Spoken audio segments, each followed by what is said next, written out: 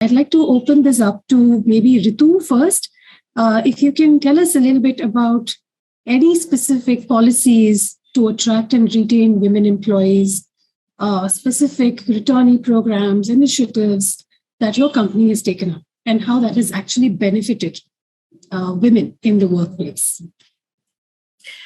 Thank you, Jula. So one of the things is that, yes, we very closely partner with Jobs for Her for, the women returnee programs and, the recruitment drives for women employees.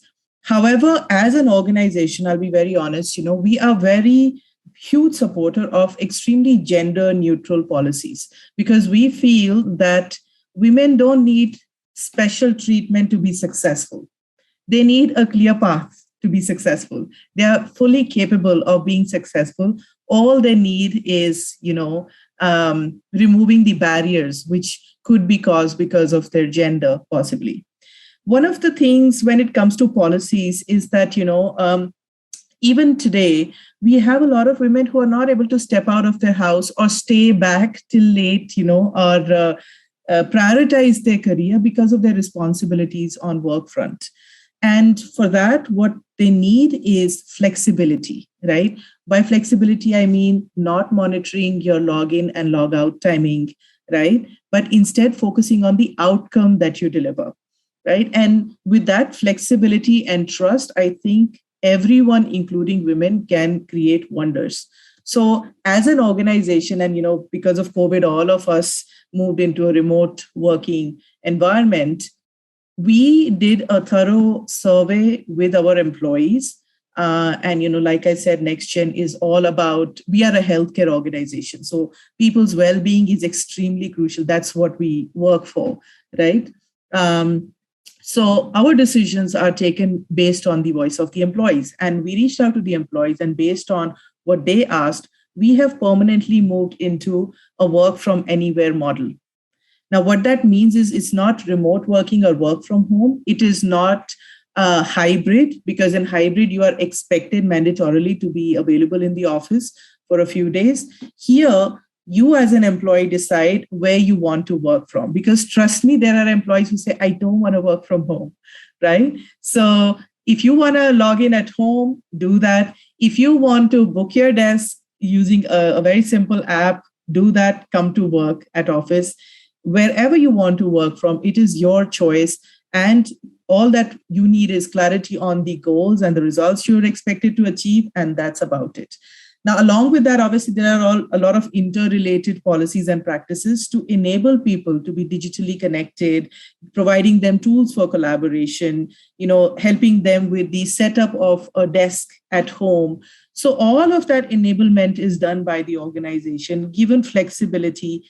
And teams are encouraged, to work with each other to figure out common working hours, the no break time, the no meeting hour, all of that, so that they are able to maximize the collaboration, the result, and also work-life balance.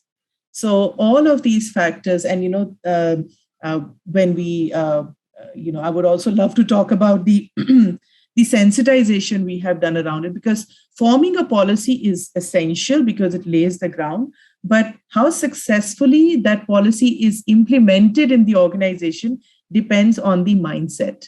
So, which is where I feel that this is a huge, huge opportunity for all those women who wanted to take up career but couldn't because they have certain, some or the other dependency at home. So here you have all the flexibility, the trust, the collaboration to just go and, give your best.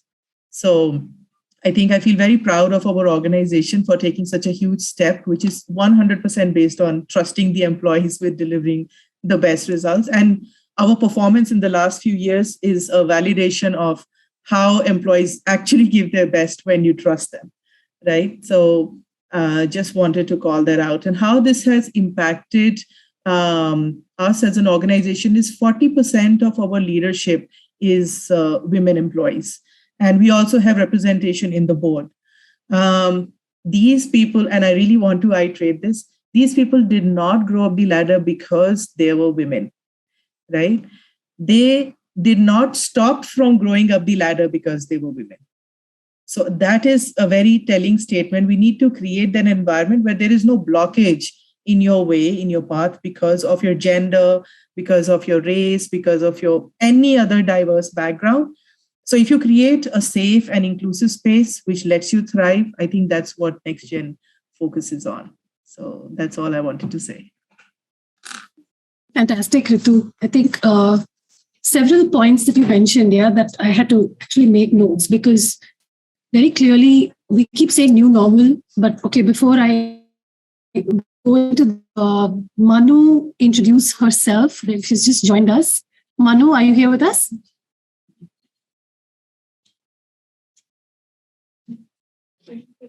If you're here, can you give us a quick introduction?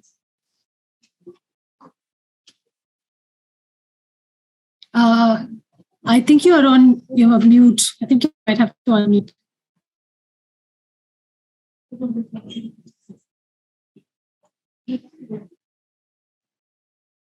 Okay, is it just me? Can everybody else hear me? Okay, please go ahead now.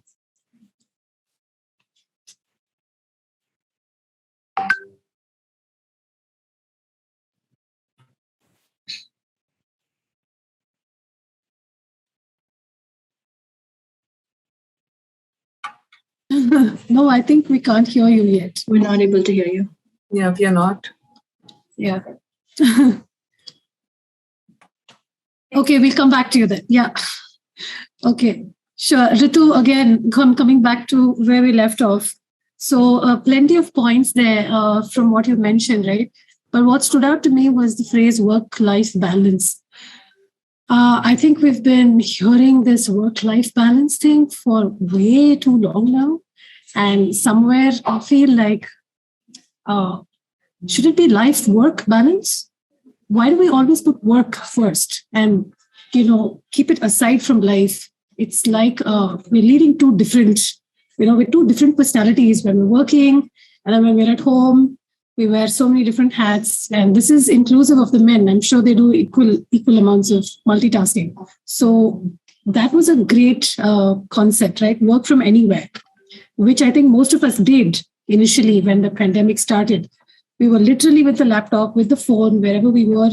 I was personally on the phone, in the supermarket, in the bank, literally just on calls. So I think that's a fantastic policy, which has definitely, a positive impact in not only getting women to work, but also retaining them, right? Because a lot of them want to quit because of all the stress and the additional pressure of children at home, spouse at home, in-laws at home, parents at home.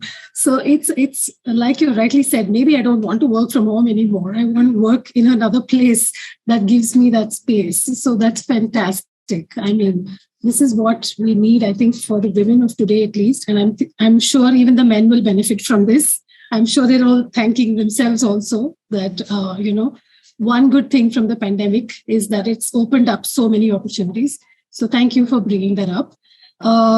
Tanya, would you like to take up the same questions, like any policies that your company has put in place to attract and retain women employees? Any specific hiring initiatives? Yeah. So I really like what Ritu said. Actually, that's something that we also follow. So we've sort of normalized flexi timings for women. I mean, it's just that we do understand, the kind of extra support that, we may need. And we have identified that. What at Cred Avenue we do is that we get into, we know that our DE&I policy is not perfect. First of all, we've accepted that. And the way we do it is that we always strive to get into more pulse surveys and more pulse check and one-on-ones with employees to understand, what is it that they need? Because for us, we just don't want to, launch policies and then people are not utilizing it. So what we do here is,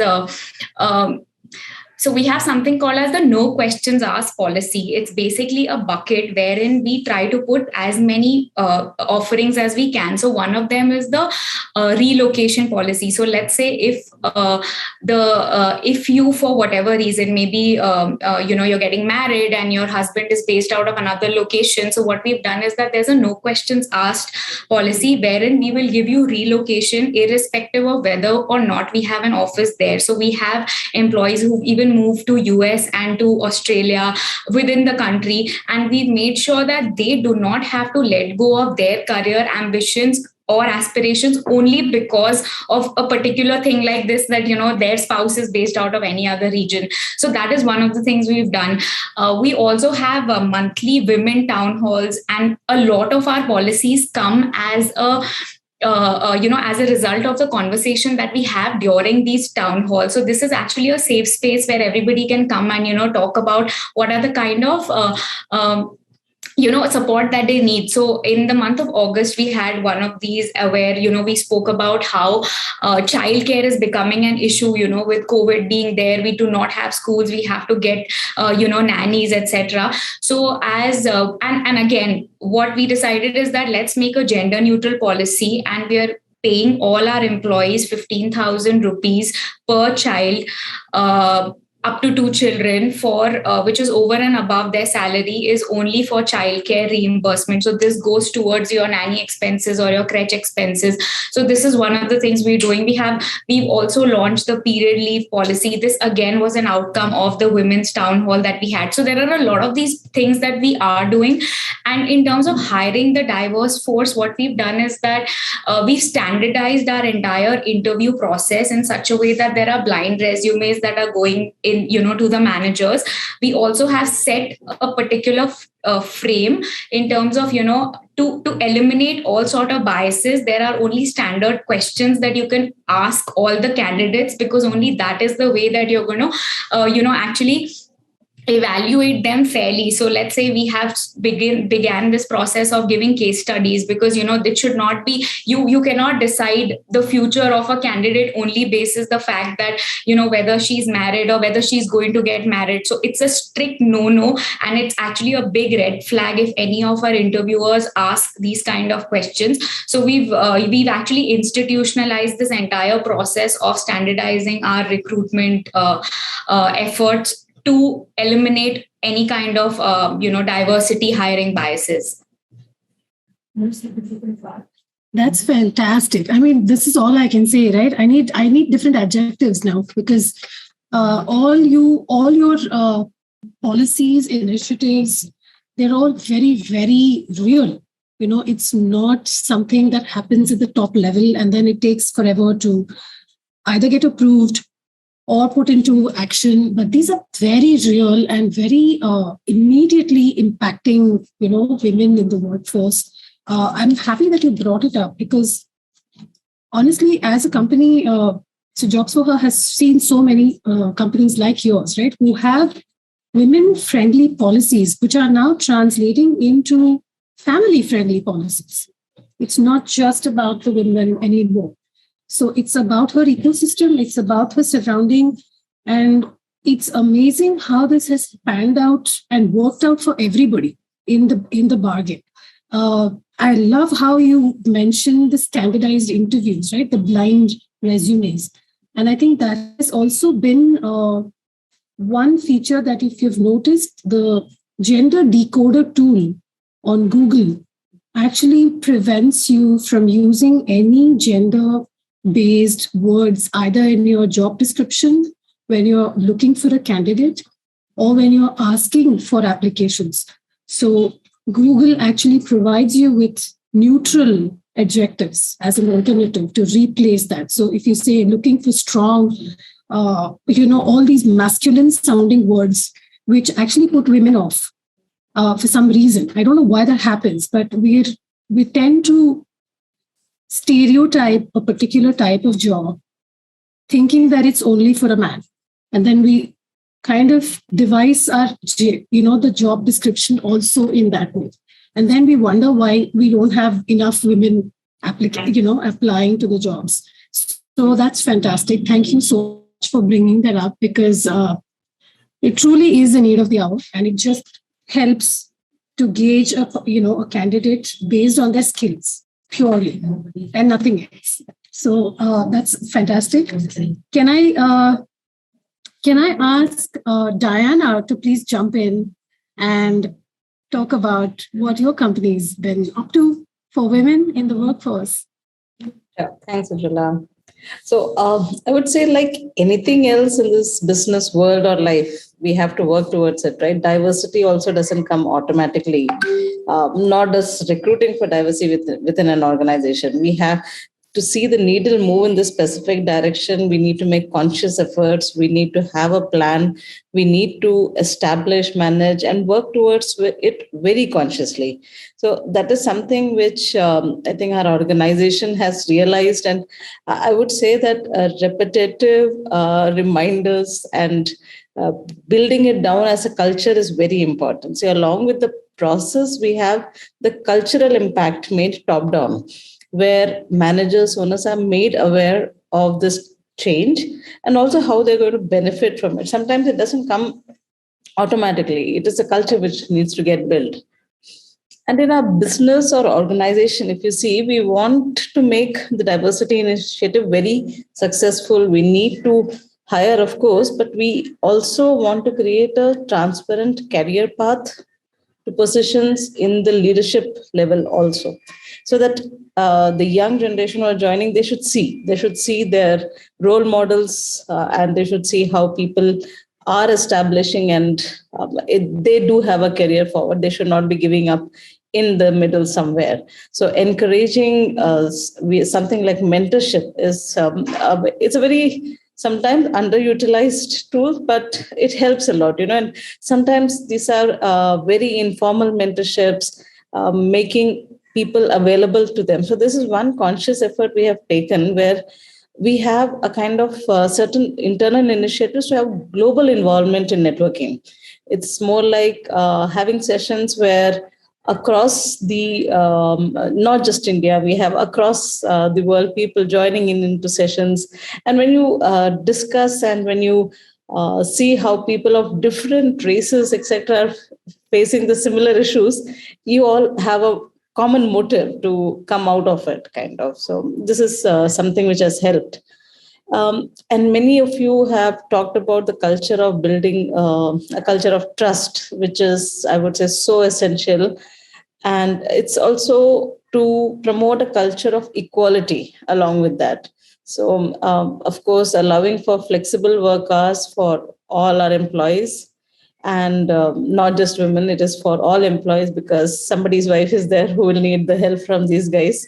So, and the flexibility is built into the manager's mindset also, where you're expected to evaluate on outcome, not hours, because especially new mothers and all, if you see, they may not be available all the time. What you need to do, you need to evaluate the outcome. You don't need to evaluate the hours. So this kind of mindset, getting it into the managers, getting it into different component owners, etc., is something which is driven down. And the flexible timings, as I always say, it is not just for women, it is also for men to be part of the housework. So that will help build equal society kind of eventually. And as we say, most of the policies are gender neutral, but a nudge from time to time to women to ensure that they should remain part of the game. They should remain ahead in their game. So many women always ask, why do I feel offended with a gender specific policy? But we are like, it's not for you then. It's for you to promote the other one. So I feel, yeah, these small things are some things which we are striving so that we can reach our goals eventually. Back to you, Ujjwala. Thank you, Daina. So again, lots of key insights, right? I mean, things like you pointed out, like mentorship. It is an underused platform for sure, because I mean, we've seen on our own platform when we have, and you rightly pointed out, informal mentorship sessions, right? Because I feel like even when we tell our women audience, come and attend this mentorship roundtable, the minute we say roundtable, they get very, intimidated, because they don't know what that means. They don't know what a roundtable means. But the minute you say, come and get some advice, some tips and tricks from people who've been there, done that, and they'll help you go forward in your journey, that just works so much better. And it's great that organizations are having these, initiatives to help this mentorship, the role of a mentor in a woman's life, right? That's very important. And I love how you said evaluate on outcome, not on hours. I think that is the key factor, which all of us have realized. Even as an employee, I have realized that it doesn't matter if I'm sitting at my laptop throughout the day. I still may not be able to get anything done. But the amount of work that I put in and the result it has, that's what's going to affect the business outcome and my own personal growth, right? So that's fantastic. Thank you so much for those amazing insights, Daina. I'm going to actually try to have Manu come back with us. Am I audible now? Oh, yes. Yes, you are. Why technology fails me at most crucial times. Just a quick introduction and, Ujjwala, before I jump into anything else, my name is Manu and I'm looking after legal compliance and corporate affairs in Suntory, which is an alco-bev company. And again, an industry which traditionally women have stayed away from. So, for us, diversity remains a very high priority and a very important agenda. In terms of, just sort of quickly touching on two aspects that we have. We have something called Growing for Good, which is, a commitment that the company has towards social responsibility and how do we promote ethical working practices. And this is, globally and not just in India. Also, we have, another sort of project running, which is Proof Positive, which talks about our long-term commitments and the company has towards a more equitable future for the company to ensure, there is 50% representation of women at the leadership level. And this also is, targeting 45% racially and ethnically diverse employees in the US. And I think where we see really the most essential parts is, the growth of the company reflects that, because we've seen after, there's been the stress on how do we make it a more equitable workplace. I think it's borne results not just in terms of top line, but also employee engagement, which has been really important. So with that little bit, Ujjwala, I'll turn that back to you. Thank you. Thank you for that very brief but quick introduction, but we will come back to you with the specifics. Can I open it up to Vivek? I think he's been quite silent for a while, since we should get some diversity into this. Vivek, what's your take on women's participation? What is your company doing in terms of any specific policies, initiatives to help attract and retain these women employees? Right, Ujjwala. So, actually, there are quite a few things that we as an organization are trying to put in place to ensure not just that we improve or increase the women participation in the workforce, but also obviously, a natural extension of that is how do we retain, help them grow, perform, and ultimately, break some of the proverbial glass ceilings. So that's ultimately the end-to-end journey that we would like the women employees to do in the organization. Now, in terms of improving the women participation, I think it all starts with the importance that any organization would attach to this topic in terms of the leadership the ownership of this by the leaders, starting from the very top. I can share with you that diversity is not just one of the 8 values that every Dennison has globally. It's also a very integral part of our sustainability goals. As part of our ESG initiatives, this features very prominently in our sustainability goals, and it flows all the way from the global to regional and to the country.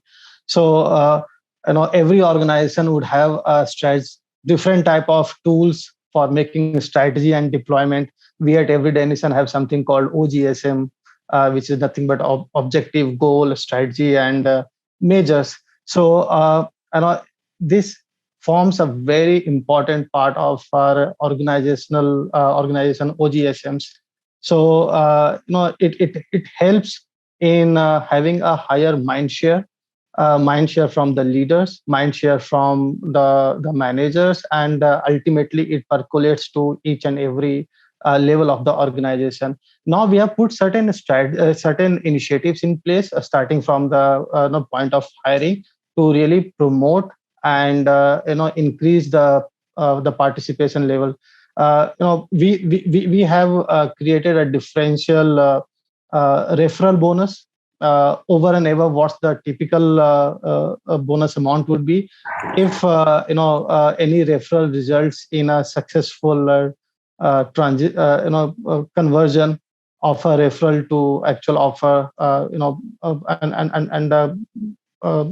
from that particular diverse, so-called diverse groups. By the way, when we say diversity in every Dennison context, it is slightly broader than just women.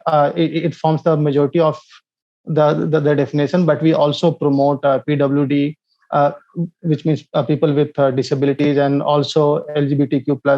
So we have tried to create a positive bias, so to say, or a positive push for in the referral policy. Then there are a lot of interventions in terms of training of the interviewer, interventions by the talent acquisition team in terms of sourcing of resume,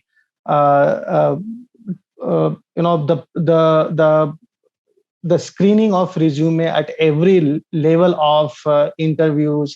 So we have some measures in place, like at the time of screening, there should be at least a certain 50% of women candidates in the slate before closing a position.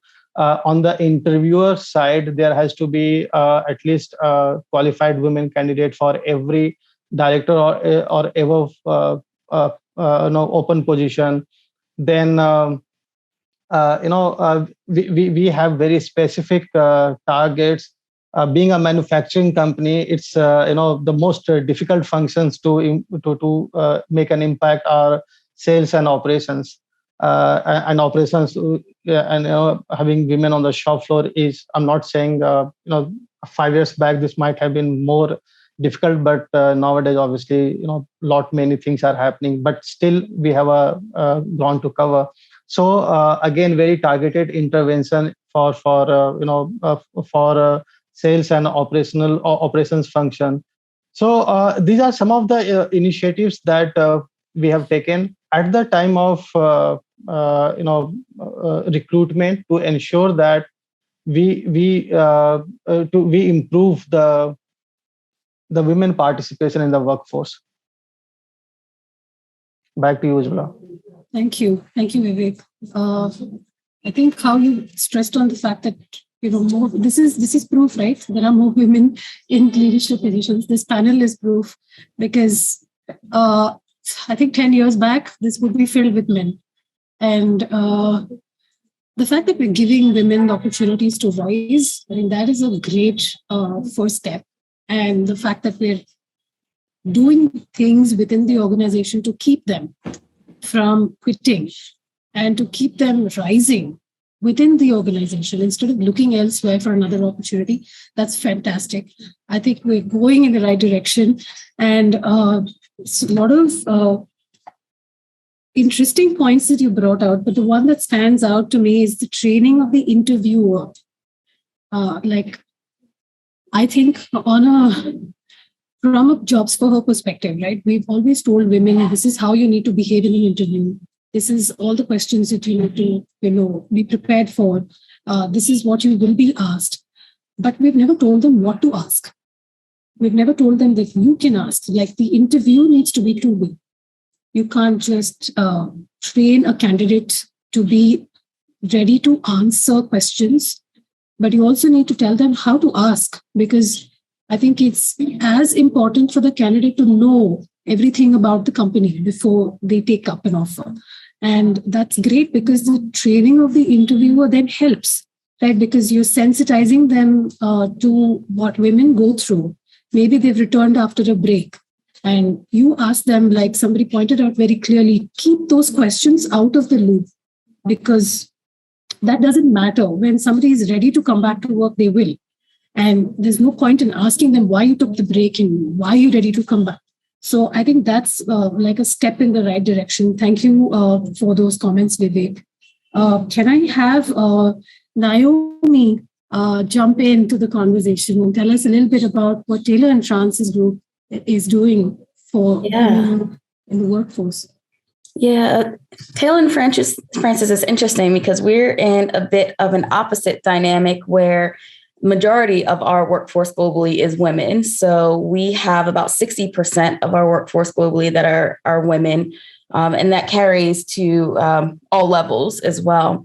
So we have to take the approach of kind of looking at individual team data and doing some analysis of whether there are teams, individual teams, as opposed to the kind of corporate landscape that are seeing, low numbers of women. And what we found was that our tech team was one of those teams where we wanted to have a focus. So in terms of bringing women into the business, we tend to not focus as a corporate entity across the business because we're there in most scenarios. But for tech, we've absolutely been having that focus through, partnerships with Jobs for Her and doing some work around inclusive leadership in our Bangalore office where, most of our tech teams sit, and really ensuring that our talent attraction is and all of our data, all of our, recruitment, paraphernalia, and the things that we're putting out into the business, our brand is attracting women. We also use, someone mentioned Google and the language tools that they have. And so we've actually been using that for over a year, an organization called Textio, to make sure that all of our job descriptions are unbiased and ready to attract. And actually, to flip it, I'm going to say somewhat biased because we try to increase the language that will attract women into that team. So similarly, in terms of the interview process, we do have a recruitment training that covers all of the best practices in interviewing, but also has a module and a section around unconscious bias and inclusive interview practices. And so we have a process where, again, every person who's interviewing is asked the same questions. The scoring model is exactly the same. There's guidelines on the scoring, and the best candidate is moved forward. And I want to say it was Ritu who mentioned that we don't actually hire because they are women. We need to attract them into our talent pipeline, but they have the skills. They just need to know who we are and they need to apply. And we haven't really had to do much to get them, to be able to hire them once they do that. So I think really it's about how do we reach those candidates and how do we, go out and find them and make them want to apply with us, because once they do, they have the skills. It's not a matter of, hiring someone because they're a woman. It's really about bringing them to us and that talent attraction piece. So I think a lot of that is around the benefits that we offer. We also have very, very flexible benefits, as everyone has touched on. But on the flip side, we do a lot of work around gender to make sure that our women stay at TNF. So mentoring is quite large. We have a global mentoring program, and it's important because we have a nice subset of women who are being mentored, but who also have the opportunity to mentor someone. And I think that's important as well in terms of career progression and development, and having visibility to those women who are in those leadership roles and being able to look back and pull other women, with them to those levels. And then the other piece that we really do well is that we have 3 different colleague-run networks that are focused on gender. So we have our Women in Publishing, who kind of focus on our industry and what it looks like for women in our industry and putting on different awareness events. We also have a global DE&I network, and that has a gender subsection as well. And, we work to put on different awareness events to break down biases as per the theme, this year for International Women's Day. And we also, our parent company also has a colleague run network. So we have All Informa Balance, which covers all of our divisions across Informa, of which TNF is just one division. But I think those type of networks are really important because that's where you can have a lot of those safe conversations. We get policies that come out of those groups. We just had a conversation yesterday with women from, I think, 6 or 7 different countries around the world. And we kind of talked about the differences that even women have and some of the biases that are within our gender and what that looks like. And so being able to have those kind of open and honest conversations for the business to see and to really understand what women actually think in the workplace and not, what the news may say women are thinking or what, you think women are thinking. And it's been really beneficial in terms of retaining women in the workplace, just to give them the voice. We're all about colleague voice and making sure that everyone feels heard and that we're actioning what we're hearing from our colleagues. And so I think when we talk about women in the workplace and retaining them, we have to make sure that the inclusion piece is there as well. So we're doing work to get them into the business, but also how do we keep them there? So I think a lot of those kind of colleague run networks are really important. And from the top down, I mean, we have our CEO who is a woman, is very passionate about diversity. And so it is one of our corporate values at this point. And we have a DE&I team that's focused on, what we're doing across the landscape of DE&I. So I think it is important to kind of attack it from all sides, top, bottom, and sideways. So, from our executive team, from our colleague-run networks, but also from things like learning and development with our mentorship program and leadership development programs, as well as even some of the fun stuff. So how are we volunteering and what organizations are we working with? We use Jobs for Her and we're part of that mentoring program and what that looks like. So there's just so many ways that you can look at to retain the talent once you have it. And I think that's been a huge focus for us in terms of gender. Thank you, Naomi. That was like a sum up of what's happening world over, right? I feel a lot of them have actually stood up for themselves in the last 2 years. And I'm talking about women here. It's not just about now finding a job, right? It's about them getting to give themselves some time, I feel, because some of them might have taken a break from work. And some of them might have quit during the pandemic because of the pandemic.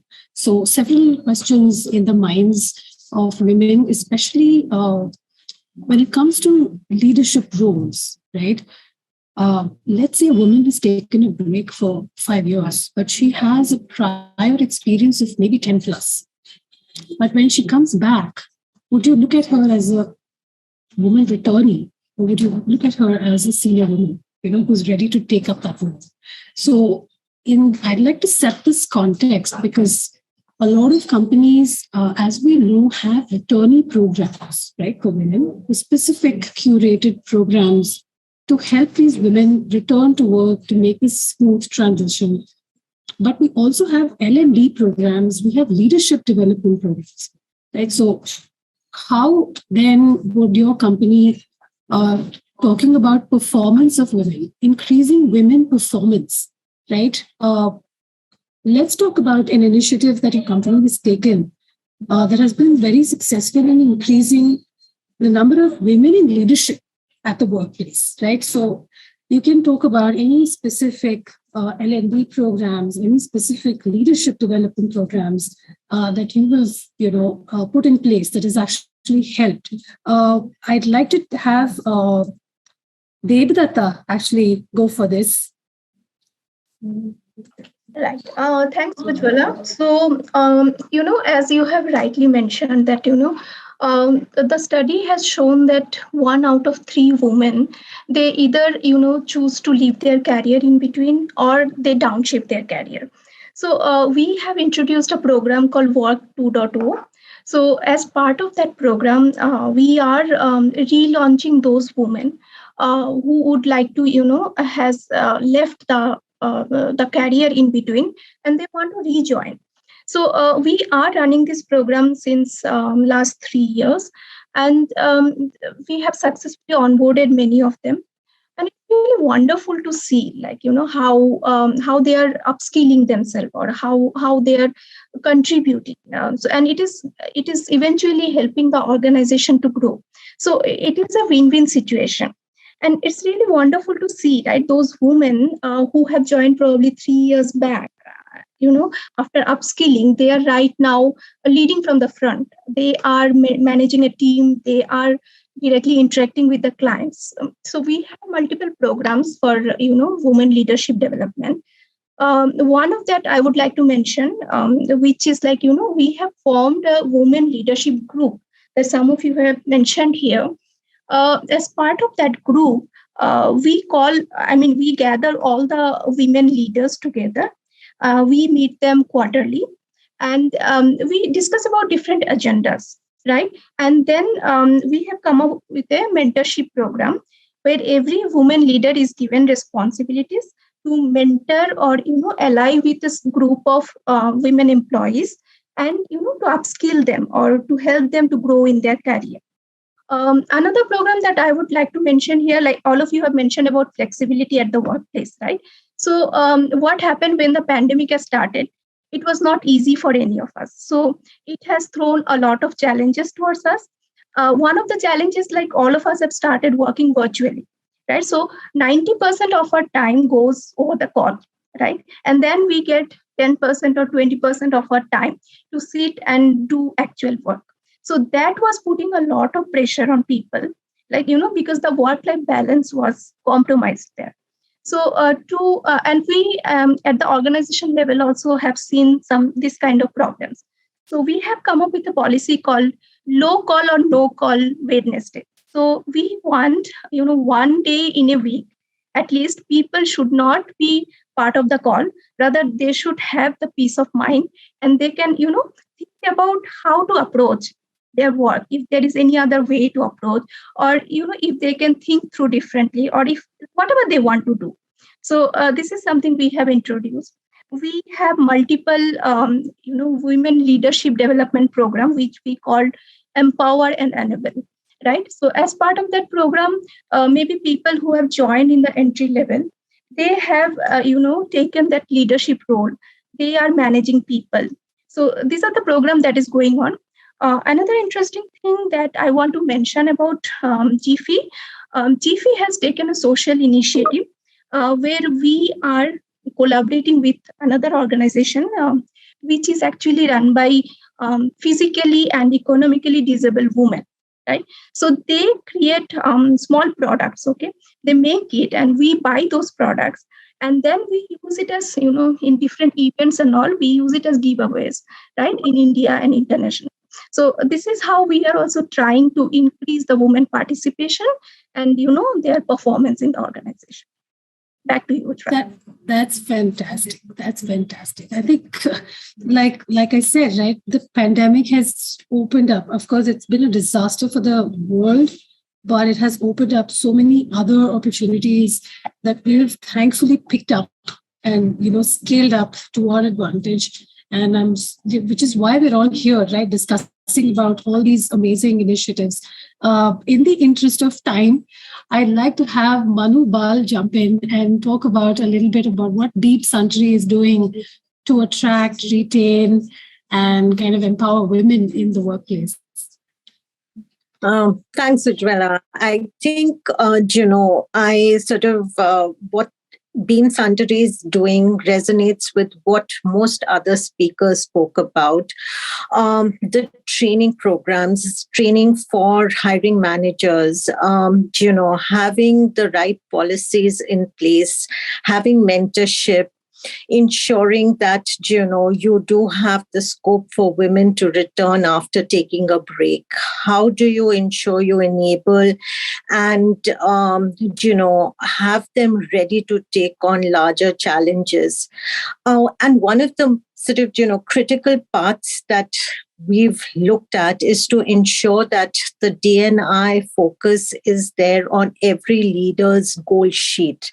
So it's not something that we're talking about in isolation. It's something that everyone is responsible for, to ensure that you're bringing that to your team, whether you're heading a company in one of the countries, regions, or you're heading a smaller team or a function. So it becomes really important that that is pushed through, and each leader takes that as a responsibility that they have towards ensuring the D&I agenda goes forward. And that's borne fruit because it's when you're putting it out there as a larger sort of program, most people tend to not go sort of aggressively towards achieving that unless it's put on your goals, and that sort of changes the focus a lot. So that's sort of one thing that we've seen has really had the right kind of focus for the program that we're looking at globally. Thank you. That was very crisp and to the point. But I have to agree. I think all of us agree, right? The kind of D&I goals that we have has to trickle down and has to just start at the bottom and go right up to the top. It can't just be at the leadership level, or it can't just be for your team, for HR. It's not just a diversity initiative anymore. It's not a hiring initiative anymore. It's a business development in terms of business growth, in terms of individual growth. And I think diversity and inclusion, these two words, right? If you had to speak about this 4 years ago, it would just throw women off because it was just not so widely and openly discussed. And I'm really happy that we are at the stage today that we actually have women participating in these workshops. And the attendance here will tell you that women are actually keen on knowing what companies in India have to offer them, if at all they want to come back to work, if they want to rise and, crack all these stereotypes and break the bias, basically. So we have about 15 minutes, I think, 20 minutes. So I'm going to get Pooja and Namita to jump in on this. Pooja, can you go first and tell us a little bit about what your company has been doing for women in the workforce? Yeah, so Ujjwala, I think we all agree that women don't need any special treatment to be successful. And in our organization, we also believe that. So we have gender neutral policies on place. So as per the legal needs and laws in India, we have POSH policy, we have maternity policy. But in maternity policy, we have added extension for the male as well as female employees, like male can extend it up to 15 days and female employees can extend it up to 2 months. So, and other than that, we also have a no questions asked policy. So each employee gets earned leave in the month. So he has a right to take that policy without explaining why he is taking that, he or she is taking that. Second thing is that. And third, we are also planning to reopen the office, not just now, but in soon. So that time we are going to open the creche facility in office, because when we started, we had many young employees and they are now settling up in their life. So they are getting married, they are like pregnant, having child. So these kind of things are happening in their personal life. So we don't want them to jumble up with their corporate life as well as their personal lives.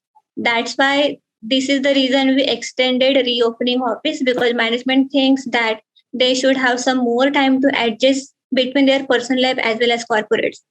So yes, we are going to open Krish facility. Other than that, when we were hiring female employees in the office, so MD sir one day came to me and he said that we are going to have more and more female employees, and that's the reason we should have sanitary napkins and tampons and menstrual cups in the office.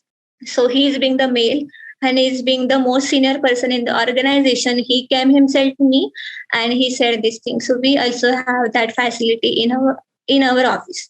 Other than that, if we talk about hiring perspective, so currently we are thinking about opening or enacting the policy where we can just welcome women employees who have career gaps by the internship. So plan is basically we will offer them paid internship for 3 months. After 3 months, we will evaluate their performance. And based on their performance, we will just decide whether to confirm them in employment or not, or just give them training. So this kind of thing. And other than that, I am also glad to share that we have more than 60% women leading the teams in the organization. So our VP is female employee. Me being the head HR, I am leading the 3 system person organization in the same organization. Also, we have design team lead, we have monitoring team lead, we also have marketing team lead. So all of these are women and they are leading teams from 7 to 25. So that is the best part in the company. Other than that, I think we have so much more to do to promote women. But for now, that's all I can say. Thank you, Pooja. Thank you. I think you put it, like I said, right? The basic things that a company can provide can make a huge difference to a woman who's coming to work. So if you're talking about extending paternity leave as well, right? Not just maternity. I think that's a fantastic area to actually delve into, because that not just, divides, I won't say divide, but distributes the load equally, to say that, men have equal roles to play at home, and it's only fair that you give them that kind of, leave bracket to be present. I would like to add one more thing. It is so small to express gratefulness, but we do that. So these small things like expressing thankfulness or just saying thanks to other employees.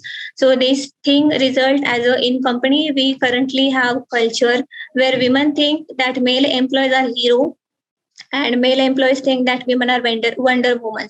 So we celebrate Women's Day, and with that same energy, we also celebrate Men's Day. That's great. I mean, like we always say, right? Gender, there is no gender when it comes to work. I really don't see it. Like you're good at your work and your work speaks for you, whether you're, whether you're a woman or a man.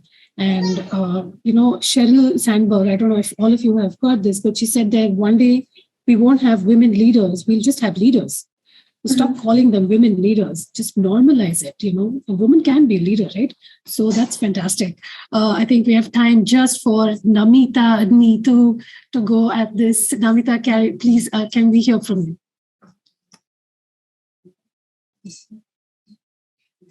I think you'll have to unmute. Mute, Namita. Sorry. So I will quickly take you through whatever our company as 5paisa Capital have taken in initiatives. So as I mentioned, our management was always focused on having and maintaining the gender diversity. So our entire hiring process is built around it. So right from the hiring of employees, I would say our HR candidates, our HR employees, as well as our talent acquisition partners are given a clear target of at least having 60% of employees who are females. So we prefer having more females getting more females recruited. We have special drives, especially on the Women's Day, we have special drives for recruiting women candidates. We always ensure that we at least have one woman interviewer who is interviewing the candidates, so that the issues which are faced typically by women, the women are free enough to open up about the issues that they face or the concessions that they might expect from the company going forward, which will help her adjust her life and work balance in a better way. We also have campus hirings where our whole focus is on hiring women candidates more. In addition to this, what we also do is we have a lot of internships for women, where the whole goal or the idea of the company is to empower them in such a way, is to build their foundation so that going forward, they are more capable of handling higher responsibilities in future. So this is just to sum up that we do at 5paisa. And I would again be proud to mention here that even me, for my team is an all-women team, and I'm really proud about it. Thank you. That's great. Thank you. So, I mean, if we had more time, we would have discussed, what difference does it make, right? When you have a diverse team, you can just tell by the way your team performs and the results of the team, right? As against having just an all male team or an all woman team also. The difference is there. The difference is there and it's noticeable. And I think Ritu would like to jump in on this. Thank you, Ujjwala. Without taking much of time, at NextGen also we do leadership, mentorship programs. We also have tied up with external organizations to provide mentoring to women and girl children from rural backgrounds. So I think in that process, our employees also appreciate, the need of creating an equal space. Very importantly, I also wanted to call out that along with all the sensitization, training, and empowerment that we try to do, one of the biggest barriers that women have is their own mindset as well. Like there is a session I run, which is called Promoting Self-Care, which was originally open to all employees, but I see 80% of women participants in those sessions. And there is a case study particularly where a mother has to choose between going and, a trip to Europe, which she had always dreamt of, and paying fees for her son's, science fair. So all the participants will say, of course, she should go live her life. This is something she has earned and blah, blah, blah. And I say, if you were this woman, what would you do? It's like, I would rather sacrifice than go with the guilt because I won't be able to enjoy anyways. So, and this is such an important unconscious bias that we have for ourselves. We play multiple roles and we prioritize ourselves as the lowest in that hierarchy. Our role as a mother, as a colleague, as a manager, all of that takes precedence over what we do for us. So I think as an organization, we are very strong promoters of your me time. In fact, right after this, my leader has set up a time to spend some me time with each other for 30 minutes. I don't know what we're going to do, but it will be fun. But that micro break, that pausing and just doing something to relax yourself, it sounds very basic, but these are small things that you need to do to inculcate that behavior. If people, for example, we have back-to-back meetings, there are days when we don't even get time to take a washroom break, right? This was initial stage when we started working remotely. Especially women, as a result of that, can develop a lot of health issues like UTI and all of that. And it's very hard for you to even speak about it openly. Right. So we inculcate a practice where every meeting doesn't need to be a 30 minutes meeting. You can have a 10 minutes meeting. You can have a 20 minutes, 25 minutes, 45 minutes, all random numbers you can think of. And just because your calendar looks free doesn't mean you are free. So you shouldn't feel the pressure of accepting an invite just because your calendar was free at that time. So that sort of messaging where people, both men and women, are equally empowered to not feel the FOMO and be completely okay turning down a meeting invite, taking breaks, is very, very important. I think that has gone a long way in building their mental and, physical well-being. So just wanted to share that. And thank you, Ujjwala, for giving me that time. That's great. Like I've been saying, right? Like the small things that make a difference. I think when we started with this pandemic and the work from home mode, we were all about the Pomodoro technique, like 25 minutes of work and 10 minutes of break. And we stuck to that for a week. And then after that, it was just like an avalanche of work. We were paranoid to leave the desk and go like take a break, or maybe you want to cook, or I don't know, whatever it is. But the fact that we're always engaged, right? It's all on your phone, on the laptop, someone's constantly messaging you. It's a small world now, thanks to technology. But like you rightly pointed, cutting down on meeting time. And I think this worked for me in terms of an alarm, right? When you woke up and when you want to wake up early in the morning, I stopped setting my alarm to 5 a.m., 6 a.m. I started setting it to 6:13 or 6:11, like these odd times in between, right? So that just gave me a little bit of a tweak to my biological clock. I have to wake up at 6:10 or 6:11, like that odd number. And that we started doing that for our meetings as well. And it's working brilliantly, right? Like let's catch up for not a 30-minute, maybe a 19-minute meeting. So people are very curious to see what will happen in this 19 minutes.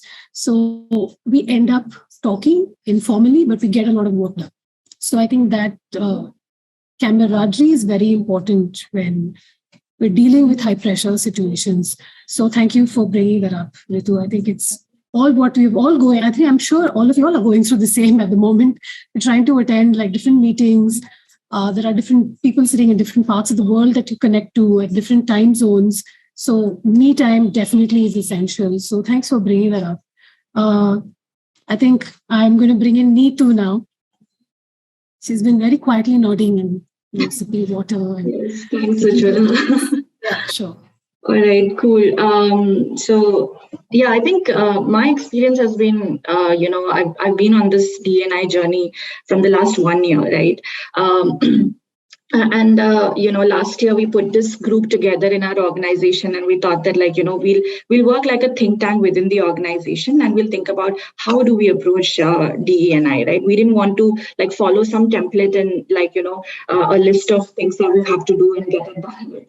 So I think one of the most interesting exercises that we did as part of that is really asking the question of, do we understand diversity, equity, and inclusion, right? Because it's become such a buzzword today that, if you just ask somebody, the first thing that comes to mind is, oh, let's get more women hired into our organization. And that's about it. That's how we understand it, right? And so it was very important for us to really demystify some of these terminology, make sure that our leaders understand what is cognitive diversity, what is neurodiversity, what is intersectionality, right? And really get intentionality into the picture, where our leadership is so invested that they take the time out to educate themselves, right? So we put a reading list for all of our leaders, and just making sure. And we also got an external partner to come and advise us on these things, because this is such a complex theory that and sometimes in the corporate sector we make it very reductive, which can be counterproductive, right? So that was a very important change that we did last year, which I think lays the foundation for us to grow in this space a lot, right?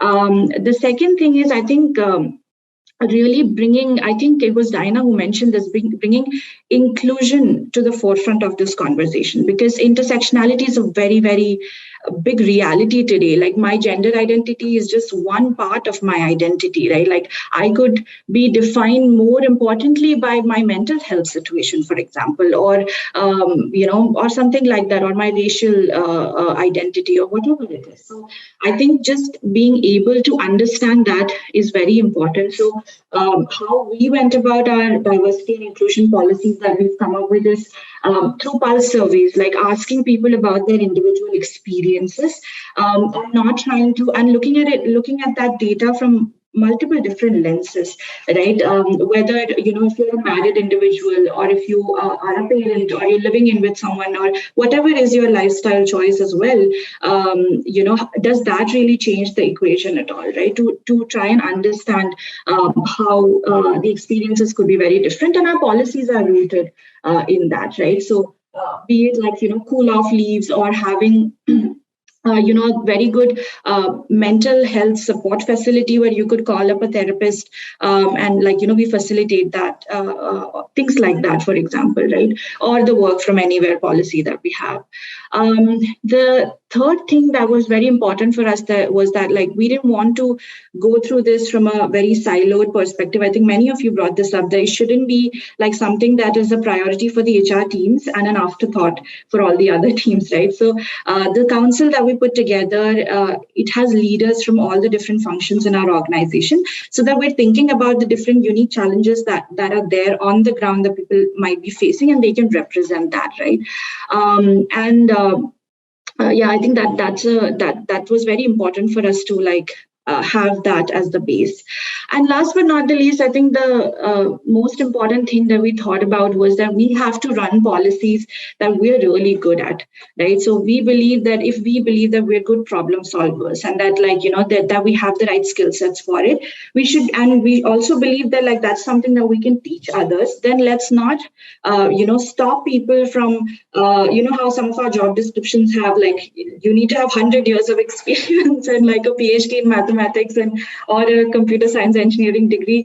Let's take all of that away. We launched a Make a Move initiative last year, which is essentially if you want to be part of the analytics industry, you have the intention, so we'll do an interview of sorts with you to talk about what are your aspirations, whether you have the basic skill set, problem solving skill set, then we'll onboard you and we'll train you because we have that system. We know how to solve problems. So that really has helped and gone a long way in creating really diverse teams, because when you look at somebody, you're not like, oh, hey, computer science engineer. you're not making those assumptions because the backgrounds that people are coming from are very different, right? So these are, I think, a few things that were very, very important for us as we started our journey. And of course, some of the things that we spoke about in terms of having the right infrastructure, having diversity hiring goals, things like that we already have. But I think these are some fundamental values that we wanted to work with when we started on our diversity and equity and inclusion journey. Fantastic. Rightly pointed out, right? I had no idea what diversity and inclusion was. I was promoting it, but I had no idea what it was. Because clearly, like you pointed out, it was told to me diversity means to have more women, when it actually means to have an equal representation of both genders, not just women. So it doesn't stop there. It doesn't stop at hiring more women and say, I've met my goal. It means that you hire them, you retain them, you do what it takes to help them grow and help that kind of mirror in the development of your business as well as personal growth. So I think all of you all are here today because of the amazing work that you all are doing. Right? And I'm also sure that women are now more open to having these kind of discussions with employers. Even at something as simple like Pooja pointed out, having all these necessities, bare essentials, available in a work environment can make life so much easy for a woman, instead of having to go through that mental pressure of whether I will be able to, handle this or not. So I think we've got some amazing insights from you guys, because clearly women today want to know. From experience, I can tell you that whenever we host an event, like a networking event with our women audience, the only question they have, how can I get back to work? This is the only question, because that is the most, I think, the burning question now. They don't seem to care about all these policies and all these leadership development programs. They say, give me a job first. How do I go about doing that? And give me the stuff that will matter to me every day. Like you said, work from anywhere. That just puts flexibility, just opens up so many opportunities for women who can't make it to the workplace, but who want to work. Stuff like making sanitary napkins available, that's like basic, which we should have done years ago. But here we are discussing it as a policy, right? So I think we've come a long way, and there's a long way to go. But I would like to take one question that we had from the audience, and I'd like to address this to Vivek, because I feel like like you rightly said, the industry that you're in, you might find it difficult to get women to apply for more jobs, right? So is there a gap that you see in the demand and supply chain of this talent pool that we're trying to hire, especially for, specific roles? Yes, Ujjwala, thanks for asking that question. Yes, like you rightly said, there is still gaps in very specific pockets, in some very specific skill sets, where we see a lack of, so to say, demand from the women candidate side. And I think, in my own personal opinion, it's a mix of both as in a genuine lack of women in that particular field, and also at the same time, some of the roles, some of these roles, especially the industrial roles, are not really a favorite as well. And I think the percentages might vary between these two regions. But I think it's a mix of both. And if I were to give you an example, I happen to run an industrial tapes business, and in spite of the best of the efforts from the hiring team as well as the hiring manager, I could not get a single resume for a sales role. And it's, as I said, there is no one single reason for it. But there can be a multitude of factors impacting that. So yes, there are gaps, but I think if I look at my own journey over the last say 20 years of my professional life, a lot of things have changed, and in the recent 5-6 years, things are changing at a much faster pace. So maybe if we have this kind of a conversation 3 to 4 years down the line, I might be singing a very different tune. Thank you. I think you just nailed the topic of this discussion, right? We need to break the bias. I don't know why people shy away from women in sales.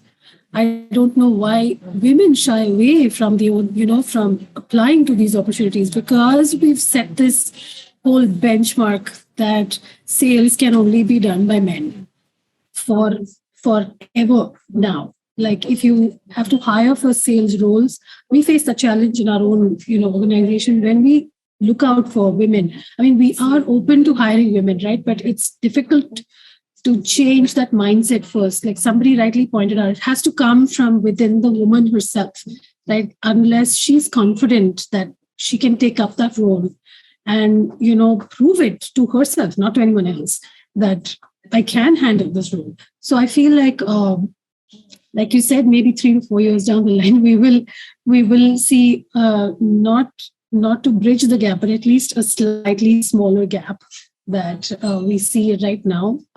This is very prevalent though in sales, even in the manufacturing or the semiconductor industry, because we've set these benchmarks, these stereotypes that certain roles can be played by only men. So I think this demand supply chain gap will exist for a while now, but I think we're getting there slowly and steadily. Ritu has to drop off, but thank you so much, Ritu, for being with us.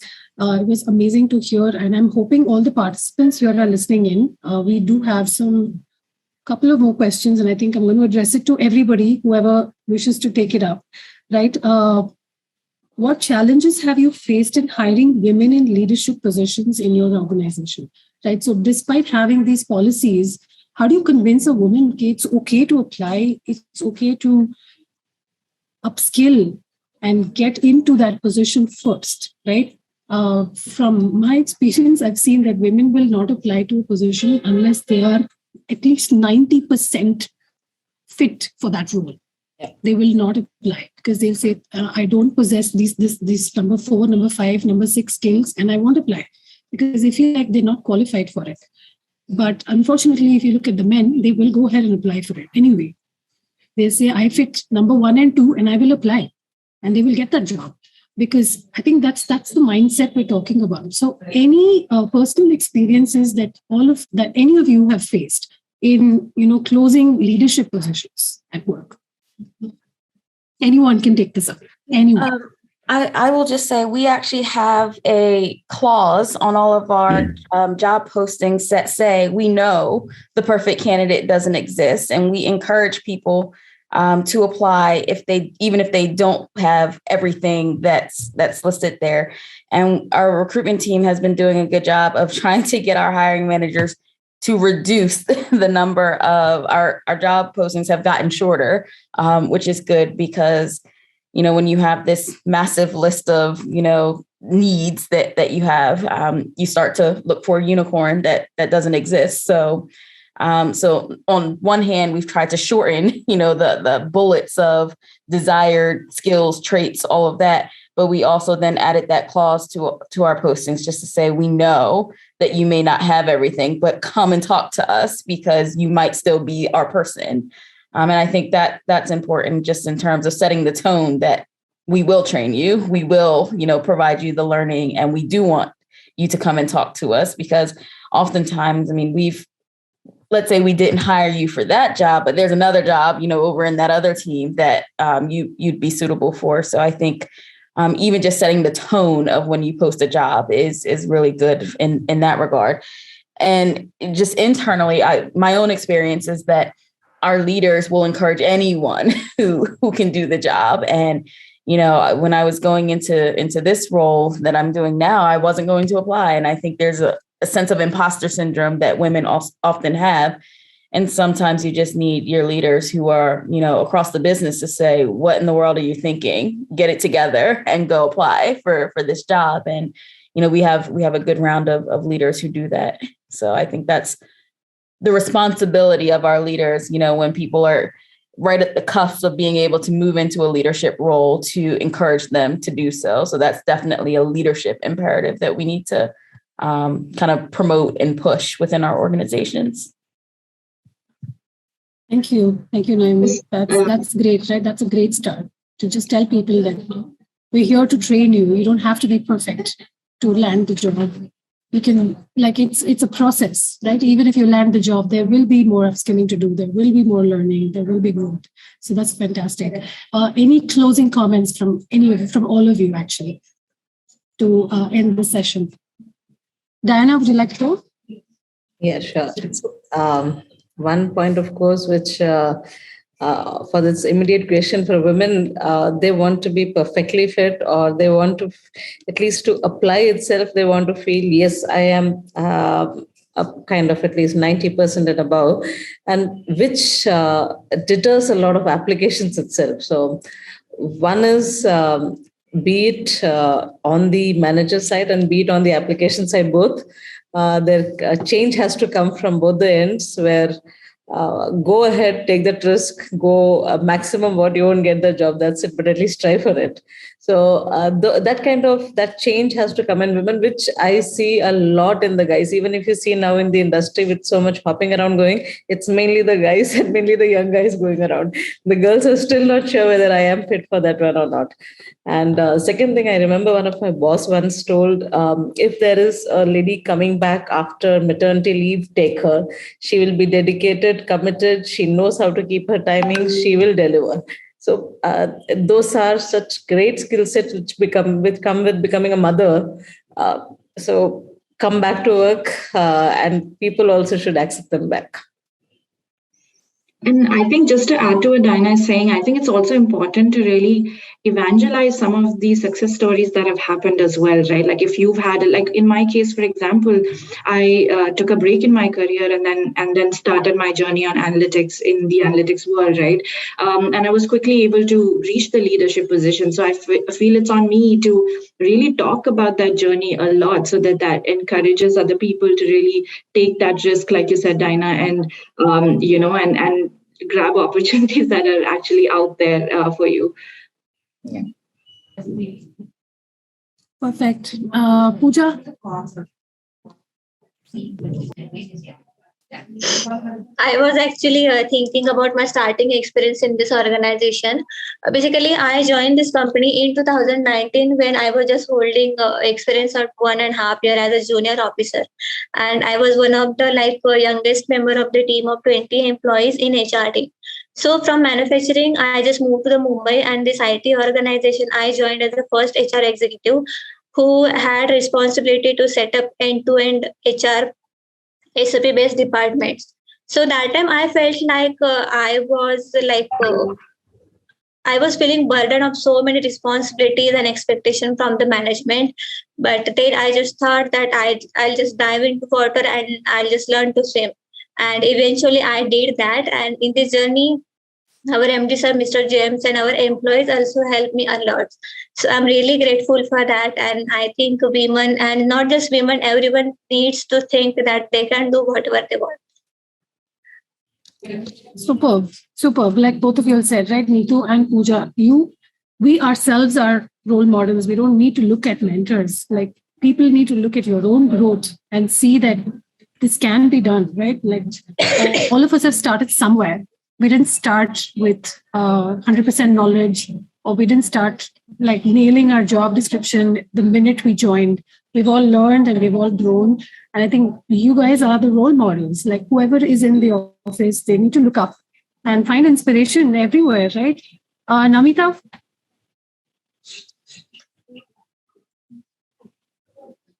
You are on mute, ma'am. Sorry for that. So I have been into this profession post my qualification as a company secretary. And I have been fortunate that all the companies that I have worked with always had a respect for women and treated women with equality. So I never faced any issues despite being on the leadership role always. I never had this resistance, and I'm so proud that, for having been worked with companies who always valued the contribution of a woman to the organization.